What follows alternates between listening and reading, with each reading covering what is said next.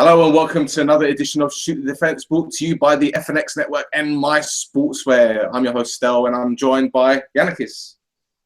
Hello. Smell of onion, can't wait. And we always start the show like this. We've got two special guests this evening. First of all, joining us from Manchester, the greatest place in the world, Rhodri Giggs. How you doing, Rhodri? You cool? Well, you okay? All good, mate. All good, mate. Yourself? Yeah, good, mate. How's the onion tasting? And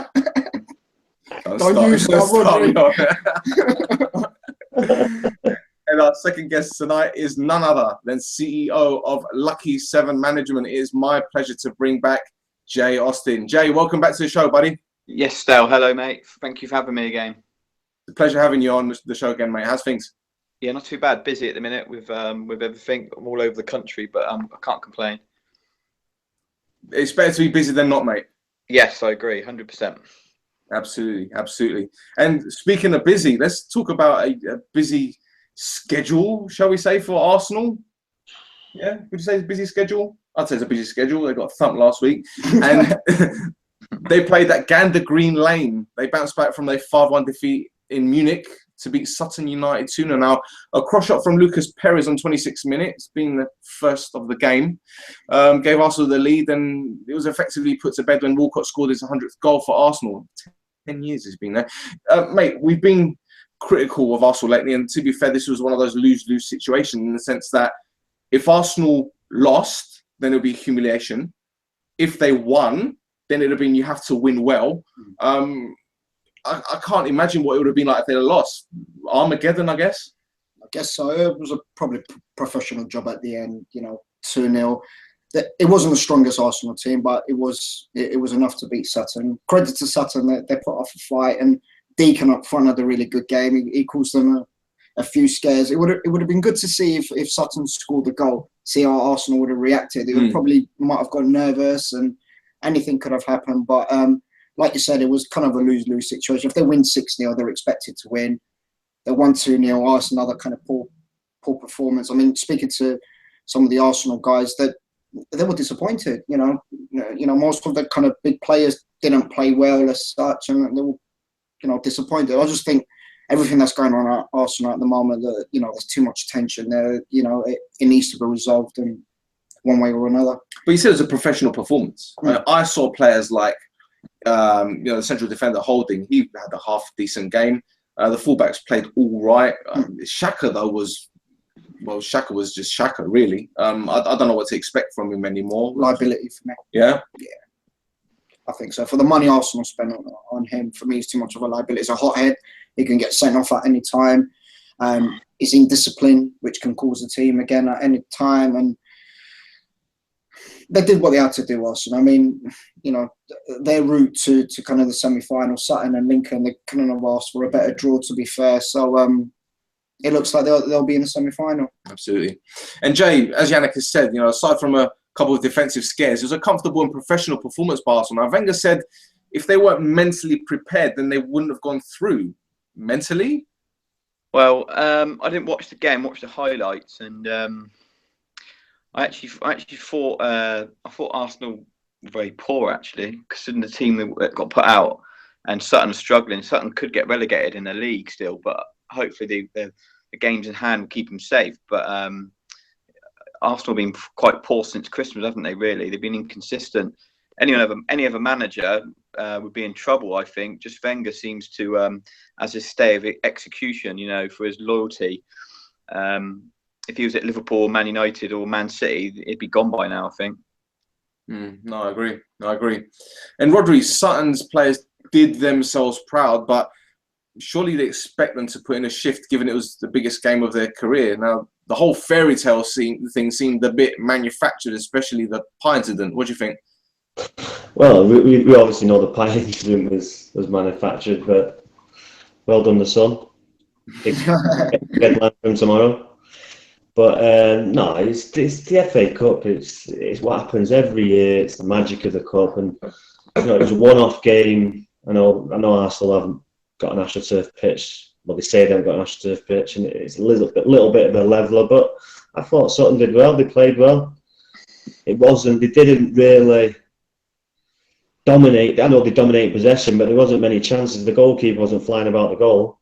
So I thought they did themselves proud, and obviously the pie instance just a bit of a joke, really, isn't it? Was it this thing, or we saw the advert yesterday in the Sun saying it was 8-1 that he would eat a pie, and lo and behold, he's eaten a pie, and there's been a lot of fuss made about it. And to be fair, look, there's what they call it, a code of conduct. Players can't gamble, and obviously it is harsh as to what's happened to the guy, but it's the rules, and he's broken them, unfortunately. But then again, he's probably getting a nice payout from it. So I don't know. Well, gents, I've noticed over the past few years the media are desperate for this fairy tale story. I mean, it's almost as if there has to be a giant killing every year just to keep the magic of the cup alive, in inverted commas. Now, what's your view on the cup? I touched on this, I think, last week or the week before when we spoke about it. The fact that the big club and even the smaller clubs play their reserve team or you know, the team that doesn't play consistently in their leagues shows what they think about the cup these days. They'll rather finish fourth or fifth or sixth or get into Europe than actually have a good cup run. You know, I touched on Southampton. They just beat Liverpool to get to the EFL final, and then made 11 changes to play Arsenal at home and got stuffed 4-0, 5-0. You can't, you know, it says it all, really. And I think it's more likely now to have a giant killing due to the fact that teams don't play their strongest team every week.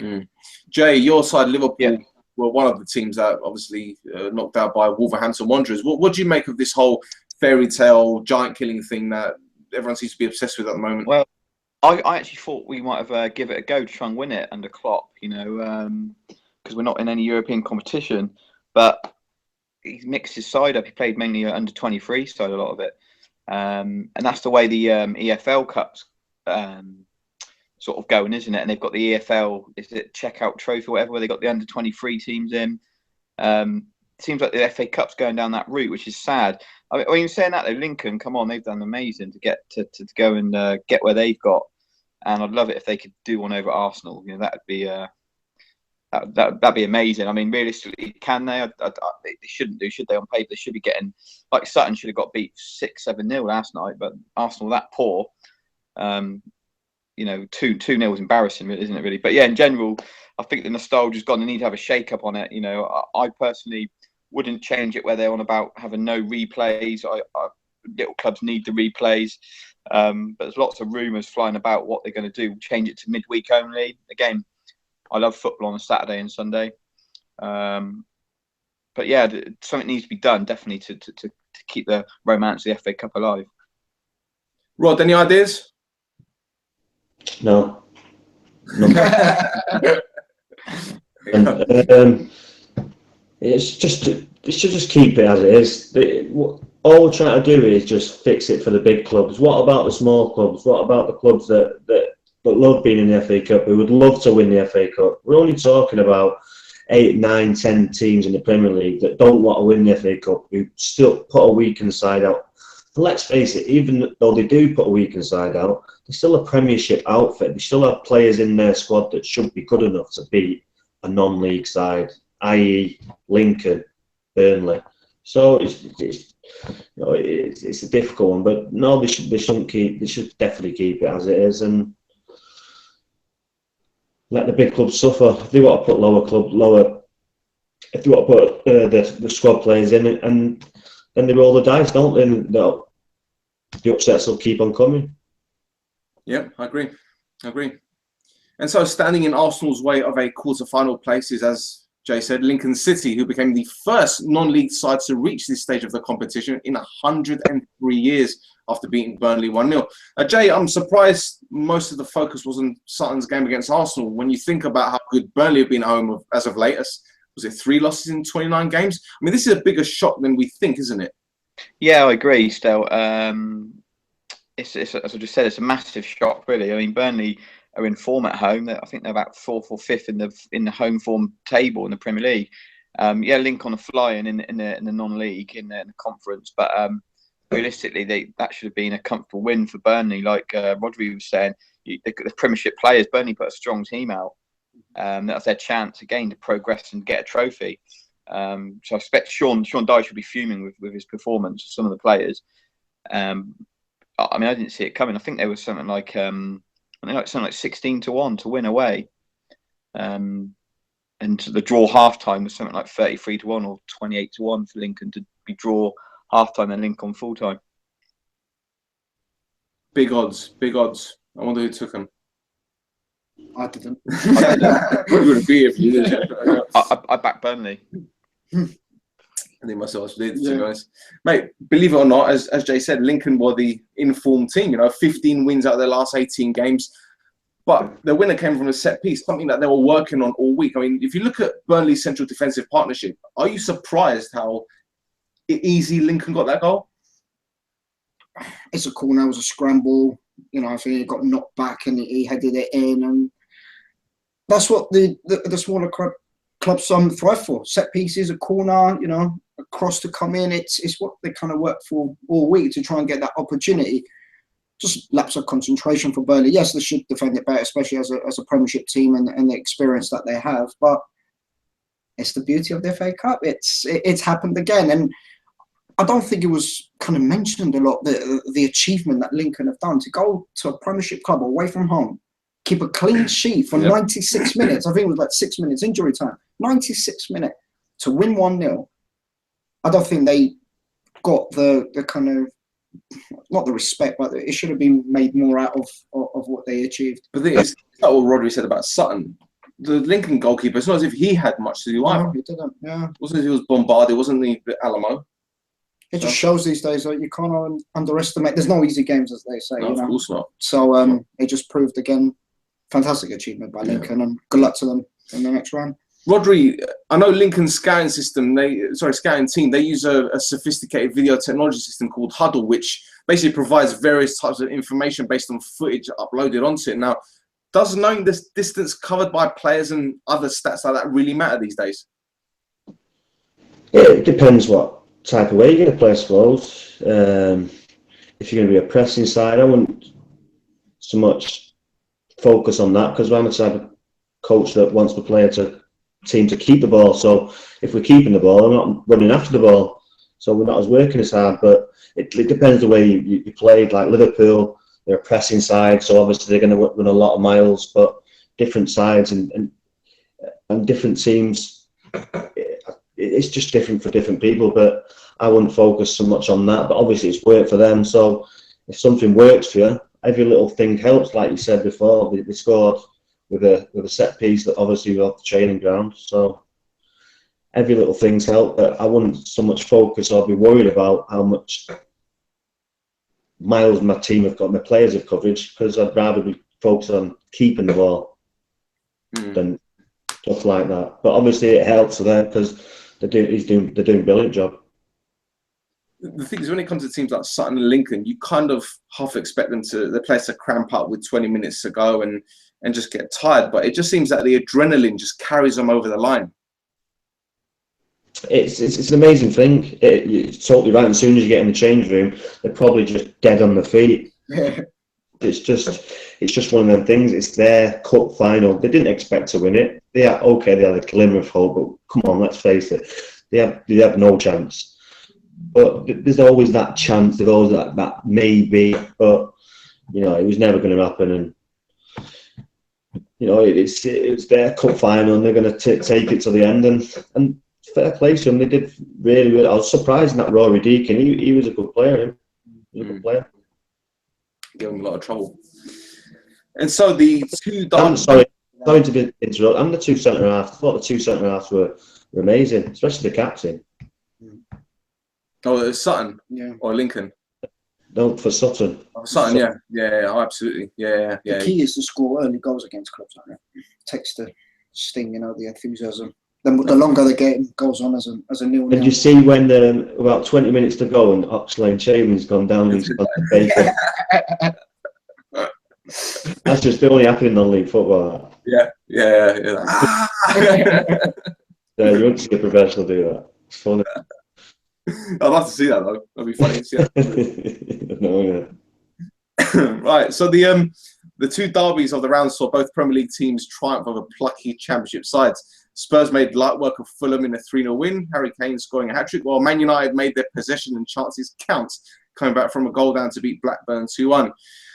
Rhodri, when Danny Graham spun away from Chris Smalling and scored his first goal in 15 years, did you feel the worst? I didn't feel the worst because, maybe last year or the year before I'd have feared the worst, but we're a different kind of team with Mourinho. And obviously it's woke us up a little bit. But from Chris Smalling, he just... If I was lining up Chris Smalling, he just looks a nervous wreck to me. And if you watch him as the play's going, it's a great goal. It's great play, but he's just ball watching. For an England centre-half, it's just poor. And for a Manchester United England centre-half, it's just not what you want to, it's not what you want to see. I don't think he'll be there next year. And, he's done well from where he's come from, but he's a step too far for me, for Chris Smalling. So who do you think will follow him at the exit door? Next year, Chris Smalling, Ashley Young, Wayne Rooney. Yeah, Wayne Rooney. That's almost a certainty, that Wayne Rooney.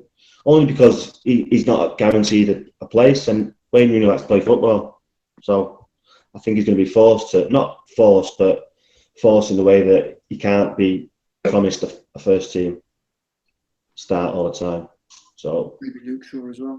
You reckon? Well, he's not getting enough chances, is he? He's saying that he's going to give him chances to improve, but I don't know. A bit worried about Luke Shaw. Well, we've seen one Shaw eating pies on a bench. Yeah, I don't think he fits with Mourinho. I just don't think he's got the work rate or the attitude that he wants. So I don't think he'll be there next year either. Yeah, Luke Shaw's another one, yeah. I think Danny Blind, I don't think he'll be there either. Yeah, Blind, I agree with that. Yeah, I think he'll get rid of 5 or 6 players. But he knows what he wants. I think Schweinsteiger, there's another wage. Yep. He'll be another one. Yeah. But like I said, I'm pretty sure he knows which players he wants to keep and sell by now. I just think he's rotating because he has to, because it's not a big squad, to be fair. If you talk about quality, I don't think he is anyway. For someone like Wayne Rooney to be on the bench, he's probably one of if not the highest paid player at Man United. He's on the bench, he's not playing. So why keep him around? No, you're right. Right, absolutely. And speaking of high paid players, I think we're starting to see the best of Paul Pogba. I mean, he's been fantastic over the past 4 or 5 games, hasn't he?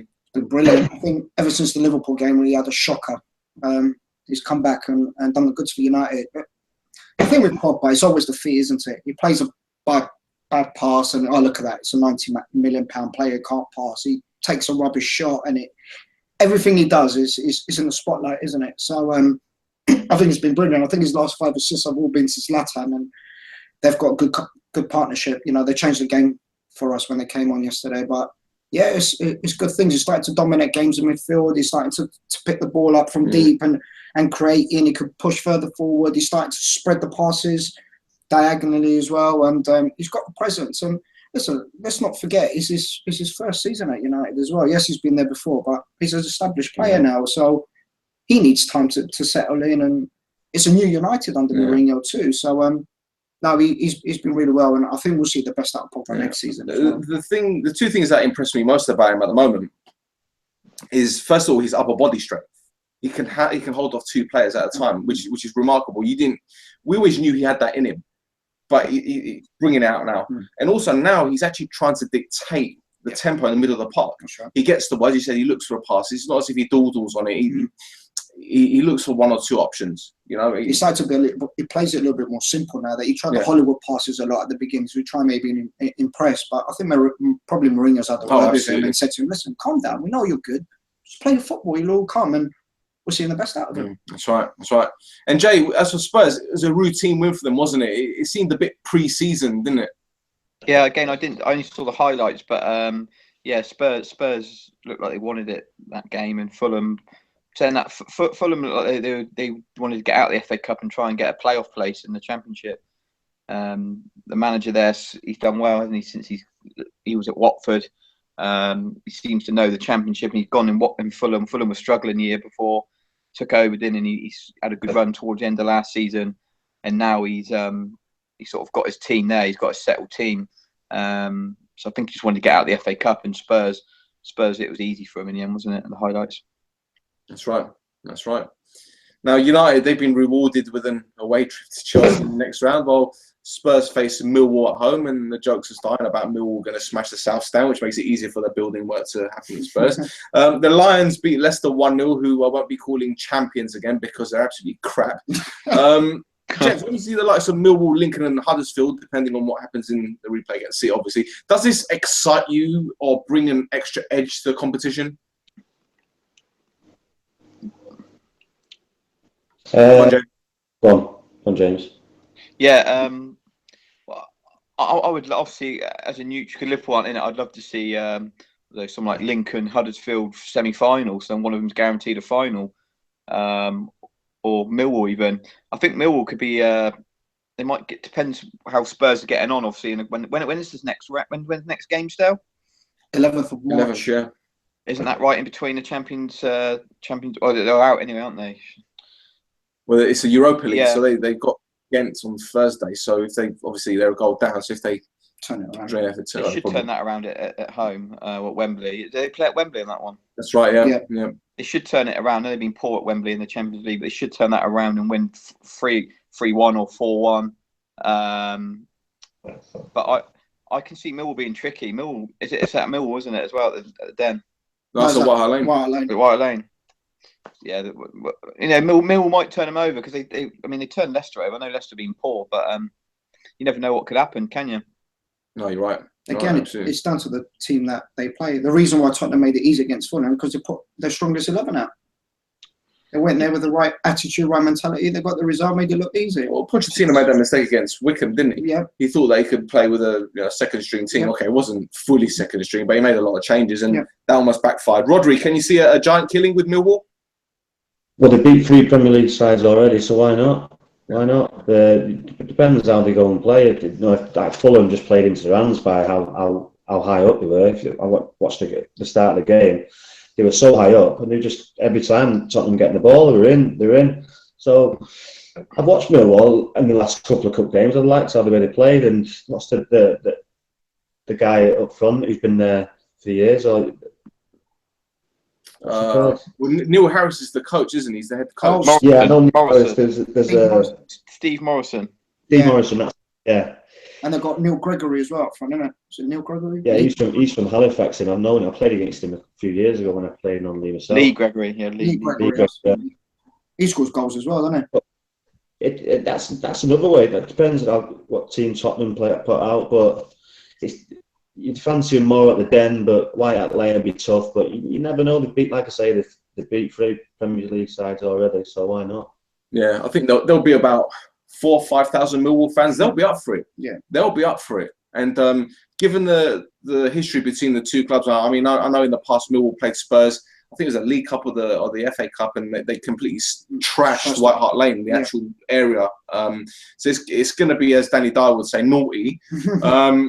But it's going to be fractious. It's going to be bitty. It's going to be, and I think the time of day when it's going to be played matters as well. If it's an evening game, people are going to have a few beers in them. It's going to be more volatile. Whereas if it's a lunchtime kickoff, it might not be as bad. And probably will be better policed, to be fair. But yeah, it'll be. Well, surely it'll be an early kickoff. Yeah. Logically, it has to be. Imagine if it's a Manchester derby in the semi-final and then the London derby, Spurs Arsenal in the other semi-final. How much of a logistical nightmare is that going to be for the police? Yeah, I know. Well, they've had it before. It's a nightmare, isn't it? Yeah. Exactly. So, in other news, Bayern Munich boss Carlo Ancelotti's in hot water with the German FA for flipping the bird that Hertha Berlin fans at full time.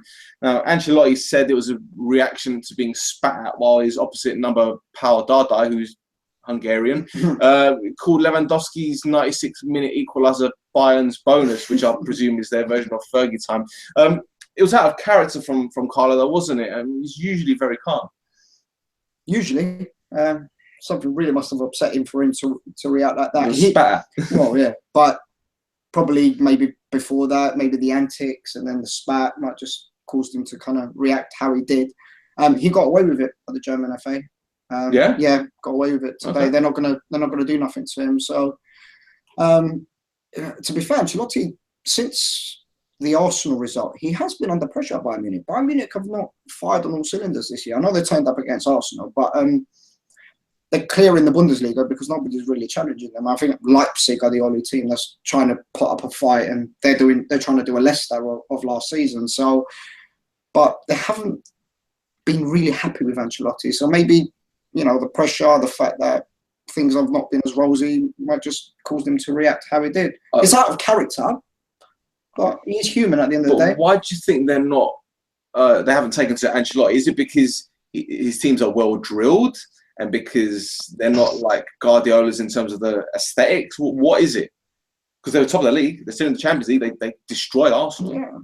So what are they moaning about? I don't know what's going on behind the scenes at Bayern, but because he's not playing Douglas Costa. I mean, he wants out, doesn't he?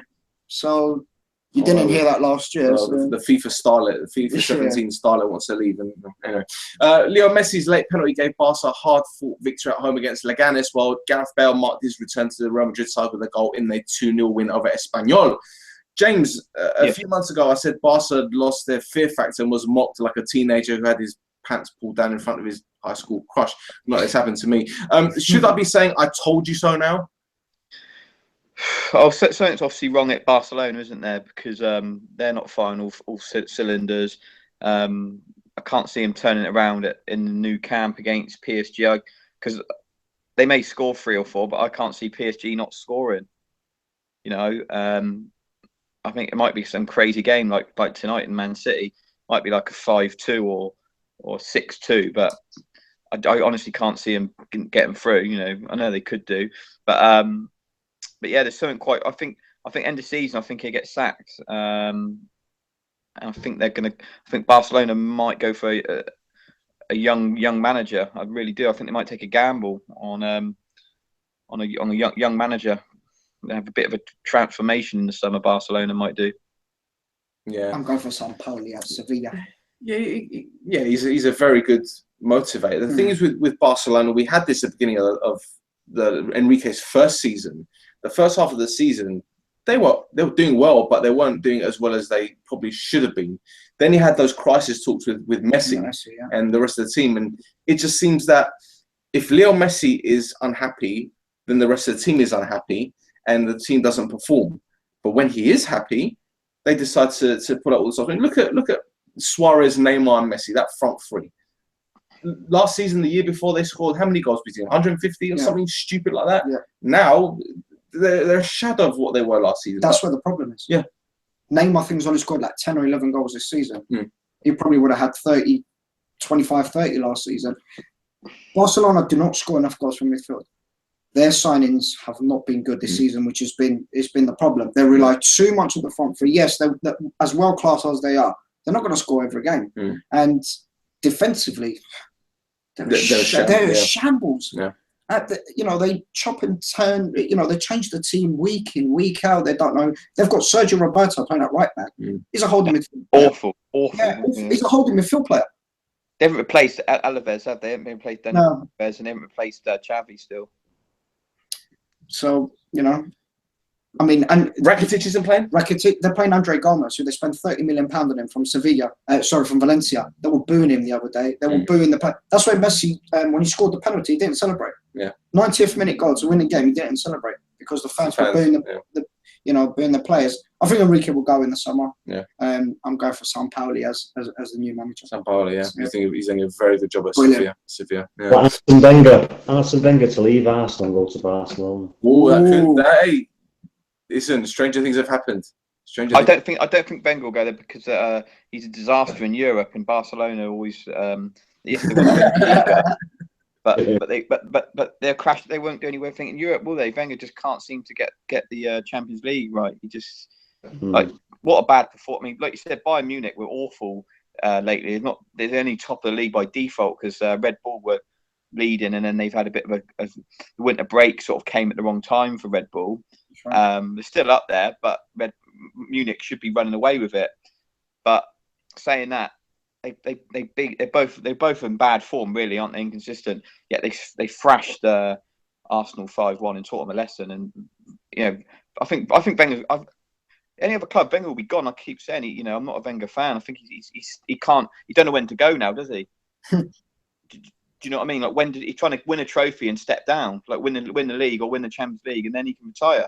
But I don't think that's going to come. I think he's going to have to hang his head in shame and finish 5th or something this season, and then walk away. Yeah, the problem with him again, he's in a lose-lose situation. If he wins the FA Cup and retires, then people are going to say, "Well, that's your legacy, FA Cup." That's embarrassing, though, isn't it? Come on, FA. Yeah, listen. At the end of the day, he's the club's greatest ever manager, but 3 league titles in 21 years. He's never retained a title. He's never retained the title. 1 European final, 2 European finals. You want to, Galatasaray penalties, yeah, and then obviously Barcelona.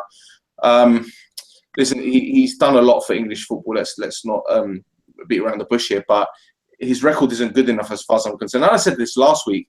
Arsenal have never been a team that have been competing for titles regularly anyway. So this whole notion or this whole idea that they should be competing every season is asinine at best. But Rodri, Gareth Bale, your mate, he's back. Real Madrid have got 2 games in hand. Barcelona are in free fall at the moment. There's only one place La Liga is headed, right? Yeah, Madrid. You just see that, like last year, Barcelona on a roll, and obviously Real Madrid on a roll. Zidane's took to managing like he took to playing football, which is very well. Bale's back. Everything's rosy there. It's there to lose at the minute, with Barcelona being so poor. And it's almost as if they've got everything Barcelona need. They've got a very good back line.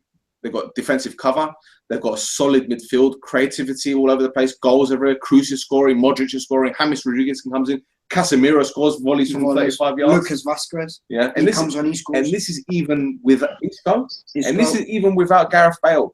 Gareth Bale comes back now. Ronaldo could be like, I can put my feet up for a bit. Benzema, Morata.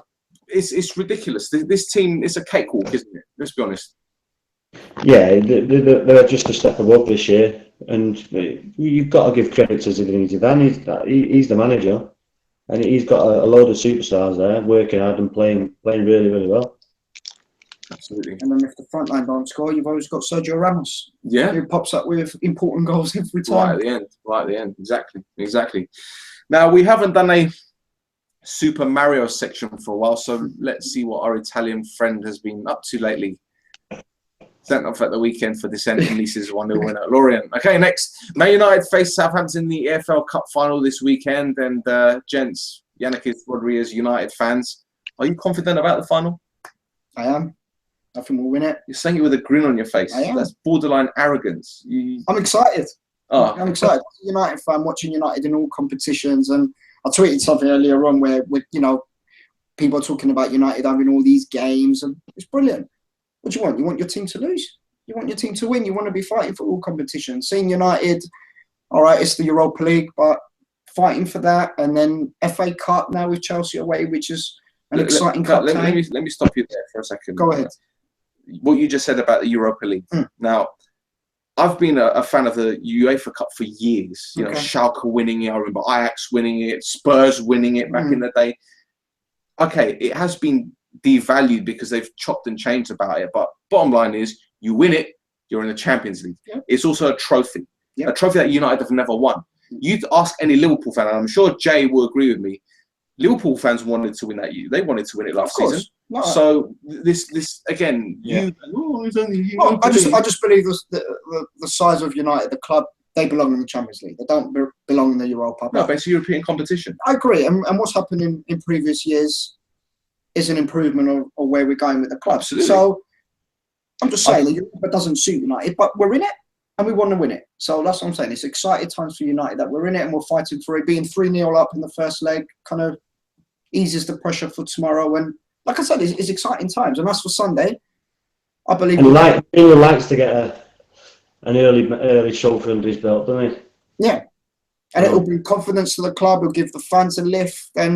But we can see that as United fans, the direction that we're going under Mourinho. He's ruthless, and he hasn't got the team yet that he wants. He's but he's brought in 4 players. That's who he wanted for this season. He's had a look at the squad. He knows who's going to get rid at the end of the season. He probably already knows who he wants to bring in, and we're going to see a different Man United. And is it arrogant? Yeah, I am. I think we're going to see a different United next year. Yeah, I fancy as well. No, Southampton, they're up and down. They had an easy semi-final. So I actually have to say, I think United. I think Mourinho have the players more up for it. Who's that? Yeah, he's a winner. He's a winner. Doesn't want to lose. I agree. He's probably want to beat him. That's the man. He's, his trophies, his records speak, for themselves. And I mean, everyone was writing him off, weren't they? Back in September, October. Everyone's saying, mistake going there, and Man United poor. But they were. I said to everyone, wait to end the season, and now look at it. He could win 3 trophies and still challenge for the title, because there's going to be plenty of twists and turns. Mourinho's teams never give up, do they? End of season, they always come on strong. So I could see him knocking Chelsea out of the FA Cup. I can see him winning Sunday, and I think 8-1 or 7-1 for Europa League's a good price as well. Absolutely. Wasn't Mourinho supposed to be out of date earlier this season? Yeah, he was sussed, apparently. Yeah, it was sussed. But you've got to give it him. I think no one could have predicted Ibrahimovic scoring this many goals. No, yeah. Funny enough, It's been a revelation. We've got a big job next week with Man United, actually. Jack. Sorry? With Jack? Yeah, with Jack, in Manchester. It's a commercial for Man United TV. Top stuff. Brilliant. So, Rhodri, what do you make of the final? Confident? Yeah, like I said, Southampton been up and down. We had an easy semi-final, so it'll be a bit tougher. And it'll be a difficult game. It's but like Jan said, we should be confident going there and getting a result with the players we've got and the run we're on. I agree. But like I say, it's Southampton on the day. They're a good side, but I'm confident we'll go there and we'll get a good result. Yeah, because you're right. Van Dijk's going to be out. Van Dijk, Font's been sold. So was it Yoshida? I don't even know who that centre back will be. And Stevens, he's been playing that young lad, Dale Stevens. Young lad, Stevens, isn't it? Yeah. Yoshida +1. +1, yeah. That's his +1 for the date. Jay, Southampton's obviously no pushovers, mate. And as you're well aware, how do you think they'll set up on Sunday, and where do you think they'll hurt United? Well, I don't think they will hurt United. I think they if I was manager in charge of Saints, I'd be saying go for the jugular from the whistle and try and get an early goal. But their manager will sit and not try and concede before half time, and then try and nick it 1-0 second half, and then park the bus like he did against Liverpool. I think United will win 4-0, 5-1 even. I think it could be goals. I think if United get an early goal, Mourinho won't just sit on that. And I think the way that Zlatan's in form, I can see him getting a hat-trick at Wembley, Zlatan. I really can. Wow. Blimey. So is he thinking that Nathan Redmond's going to be a major threat? No, he might not even start, will he? He's been in and out of the team. Is he? Okay. No, because I thought he was a bit of a star player against Liverpool, especially in the first leg. Yeah, I mean, I rate him highly. Liverpool linked with him before he went to Saints. But I just think Saints have had a bad season in general, really, if I'm honest. I know they had the Europa League, but they've sat in mid-table. They can't get relegated. They can't really get in Europe. This is like the sort of last chance to get anything. I mean, they might go and surprise us all and beat United, but I just can't. I'm a Liverpool fan. I'm saying this now live that I can see it being 4 real comfortable win, 4 goals. And I think that'll then give United that sort of push. I don't think United probably lose to end the season. I really don't. Mourinho's got them playing set up so well. I hope you're right as a United fan. I really hope you're right. The thing is with Southampton, to be fair to them, they've done remarkably well given their resources and given what's been happening with all these players leaving. Now, you've got to be a fantastic manager to take this team to the next level.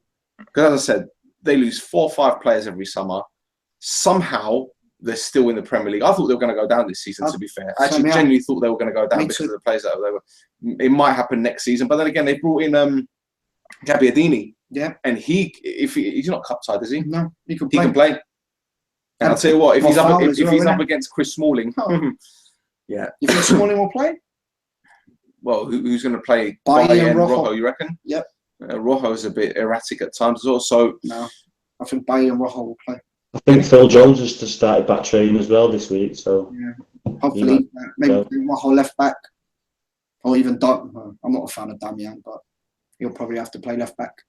Just anywhere so that Smalley don't get in the team. Here's the thing. I mean, that's where the problem lies with United. You got players like Tadic that can create stuff. You got Redmond with his pace. I think it's going to be a tricky game. But again, I think because of how Southampton are going to set their stall, I don't think they're going to play that system for the whole 90 minutes. It's a big pitch, and obviously with Pogba in the form he's in, Ibrahimovic. Yeah, I can only see one winner as well. But you know what? It's a final. And one game, exactly. Anything. And Wembley's a jinx. Well, yeah, new Wembley, isn't it? Yeah. It's. I think we'll dominate the game. It's how we take the chances. If we put the chances away, then we win comfortably. If we don't, then they can easily go up the other end and score. So if we dominate like we can do, we need to put the ball in the back of the net, and then it'll be an easy day for us. Which has been a problem at times this year, Rhodri, hasn't it? Yeah, exactly. That's what I'm saying. It, we're dominating teams, but sometimes we're not putting the ball away, and we're getting a draw or someone's nicking a goal against us, which can easily happen because they've got like Gabardini and Shane Long, Redmond. They've got players who can nip in with a goal, so we'll have to be on our guard. Yeah, I agree. Definitely. I agree. And so that's it for our show tonight. Gents, thank you ever so much for your time and appearing on the show. And hopefully we'll have you guys back on again sometime soon. Is there no quiz then tonight, lads? There's no quiz tonight, man. Sorry, I didn't get the time to do it. I didn't do my homework. My dog ate it. Well, guys, before I let you go, do you want to give us your Twitter handles and a bit of what you're doing at the moment? Rod? Rod James Giggs. Not doing anything at the minute. Yeah, ladder leisure. Your team got a good victory the other night? Yeah, the reserve team, FC United reserve team, we won 7-4. If you get a minute, check it out. It's on YouTube. Riasa against FC United. Grief score? Pardon? Didn't Grief score? You got 2, yeah, Greaves, yeah. You got 2. Got 50 minutes. Yeah. Very good striker. He only lives around the corner, so that's why he was in Leeds. And he's come back from injury, so we give him a few minutes and he got a couple of goals. I guess that's one of the dangers of someone living around the corner from you. You know exactly what they're doing. Yeah, exactly, yeah. Really, you can see what Domino's pizza vans are coming by and whatnot. Right. Jay, what about yourself, man? Yes, it's J7. It's J7 Austin, and my company Lucky 7 PR. And at the minute, apparently, I'm buying Essex TV. But Christ, that opened up a can of worms. I had friends come out the woodwork I haven't spoke to for years. But no, that's just basically a consortium I know have put an offer on the table. That's about it. And I'm just the face of it. I've not got £500,000 in my pocket. That's for sure. I was about to say, lend us a bit. Christmas is gone. I've got some bills to pay. Yeah, so have I. Yeah, I've got my gas and electric still to pay yet from Christmas. Mate. Well, you're doing a whole lot of stuff with ITV2. You're doing a whole lot of stuff with Movie Bar and everything. Yeah. Listen, 2017 is a big year for you, man. Yeah, no, the summer's going to be big. Got a couple of big shows which I've just signed contracts for my clients. So you wait till you see May, June. We're going to be on TV every night, so it's going to be big. Yep. I'm not going to say what's going on because you told me earlier, and I'm going to keep still. Cool. For legal reasons, obviously. Yeah. Well, guys, again, thank you ever so much for agreeing to come on, and you, thanks for coming and stinking the place out with your onion breath. You're welcome. Give us a follow on Twitter at Shoot the Defence. We have a Facebook group page. Join it and join in the banter or the piss take, as I like to call it. And we'll be back at some point in a couple of weeks. Check out our interview with Sasa Churchich from last night. It was really interesting talking to the guy about his career in the game and obviously going through depression and whatnot. So yeah, have a listen on the FNX Network. Give them a follow at FNX Network and also our friends at My Sportswear at My Sportswear 1. And that's it. Guys, thanks for listening. Guys, thanks for appearing. And we'll Thank you. Cheers. Take care.